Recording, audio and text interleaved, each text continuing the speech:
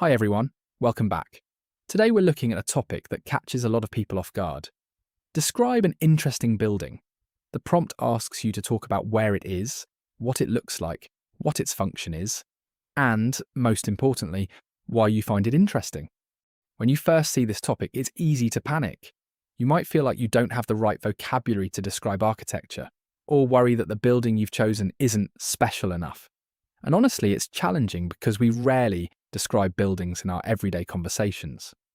In this video, I'll show you exactly how to handle this task. I'll share 2 model answers, break them down step by step, and give you practical vocabulary you can use with confidence. Let's get started.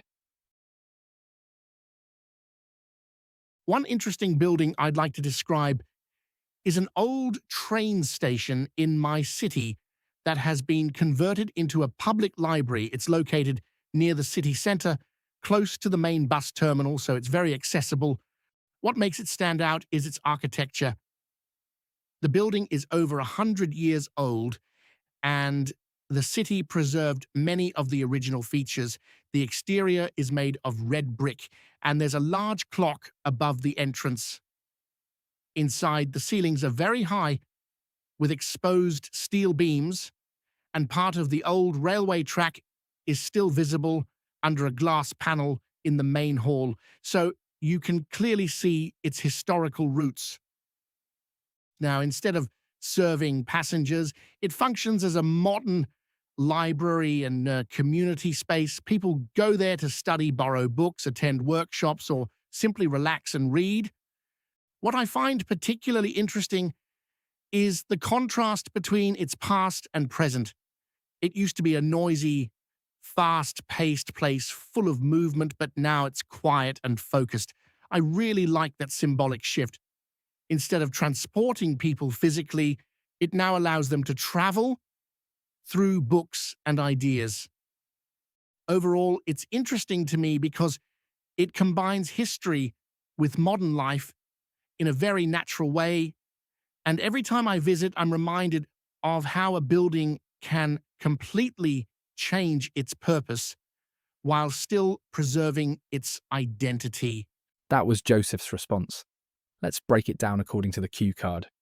For where it is, Joseph says it's located near the city centre and close to the main bus terminal. That gives a precise and practical location. For what it looks like, he mentions the red brick exterior, the large clock above the entrance, the high ceilings, exposed steel beams, and even the old railway tracks under a glass panel. These are concrete visual details that make the building easy to imagine. For its function, he explains that it now operates as a public library and community space, where people study, borrow books, attend workshops, or relax. Finally, for why it's interesting, he focuses on the contrast. It used to be a noisy train station, but now it's a quiet place for reading. He even adds the idea that instead of transporting people physically, it now allows them to travel through books. That clear contrast is the central interesting idea. So as you can see, Joseph's answer works well because it follows the cue card clearly and builds a strong central idea around contrast and transformation. Now, let's look at a completely different example. This time the building isn't historical or large, it's much smaller and more personal, but it's still interesting for very clear reasons. Here's Blondie's response. One interesting building I'd like to talk about is a small art cafe in my city that used to be an old house. It's located in a quiet neighbourhood near the university, so it's especially popular with students and young professionals. From the outside, it still looks like a regular 2-storey home, but it's painted in soft pastel colours, which makes it stand out slightly. Inside, the atmosphere is really cosy and creative. The walls are decorated with artwork by local artists, and the furniture is a mix of vintage sofas and wooden tables. There's warm lighting everywhere, so the whole place feels relaxed and welcoming rather than commercial. In terms of function, it mainly operates as a cafe, but it also hosts small events like poetry readings, acoustic music nights, and art workshops. So it's not just somewhere to have coffee. It's more like a creative space where people can share ideas and express themselves. What makes this building particularly interesting to me is the transformation it has gone through. It used to be an ordinary house, but now it has become a social and artistic hub. I find it fascinating how the owners managed to preserve the original homely feeling while giving it a completely new purpose. Overall, it's interesting not because it's grand or modern, but because of the atmosphere and sense of community it creates. Every time I go there, I leave feeling inspired and refreshed, which is why it stands out to me. That was Blondie's response. Clear, natural, and well structured. Now let's take a closer look at how she covers each point. For where it is, she says it's in a quiet neighbourhood near the university, which helps us picture the setting and understand why students and young professionals visit it. For what it looks like, she describes it as a 2-storey house painted in pastel colours with artwork on the walls, vintage sofas, wooden tables and warm lighting. These details create a clear, cosy image. For its function, she explains that it operates as a cafe, but also hosts poetry readings, acoustic music nights and art workshops. So it serves both as a place to relax and as a creative event space. For why it's interesting, she focuses on the transformation from an ordinary house into a creative and social hub. She also highlights the atmosphere and sense of community, which makes it different from typical cafes. Now that we've looked at 2 complete model answers and broken them down clearly, let's focus on something practical. A lot of candidates understand the structure, but they struggle with the language. They're not sure what kind of vocabulary sounds natural when describing a building. So before we finish, let's go through some useful phrases you can actually use for this topic. I'll organise them into 4 key areas: location, appearance, function, and explaining why it's interesting. When describing location, avoid simply saying, "It's in my city." Try to be slightly more specific. For example, instead of saying, "It's in the city centre," you could say, "It's located in the heart of the city, within walking distance of the main square."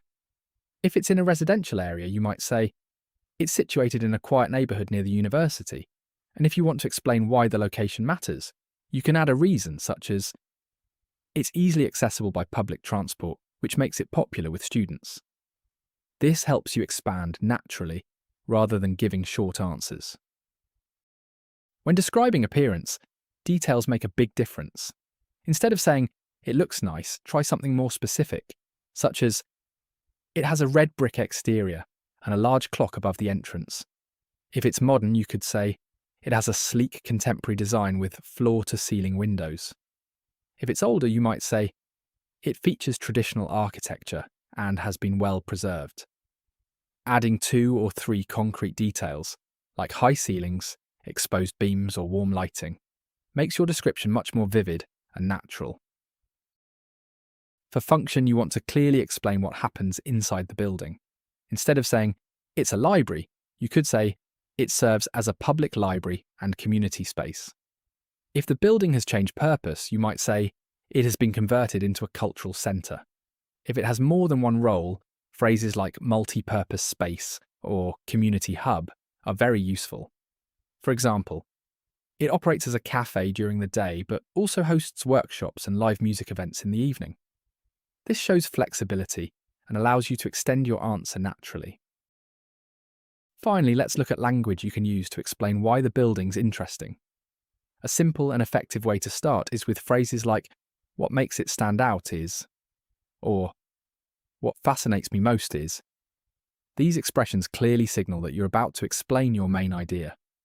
For example, you might say, "What makes it stand out is the contrast between its traditional exterior and its modern interior."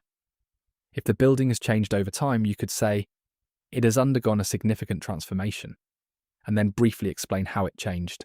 You can also talk about atmosphere or meaning. For instance, "It creates a strong sense of community," or "It reflects the history of the city." When you explain this part clearly and focus on one strong idea, your answer feels complete and well developed, even if the building itself is simple. So that's how you can approach the topic. Describe an interesting building. You don't need a famous landmark or an extraordinary story. What matters is choosing a building you can describe clearly, following the 4 task points, and developing one strong reason why it's interesting. When you practice, focus on adding specific details about appearance and giving a clear explanation of why the building stands out. Try adapting one of the sample answers to your own experience and practice saying it out loud so it feels natural. I'll see you in the next lesson.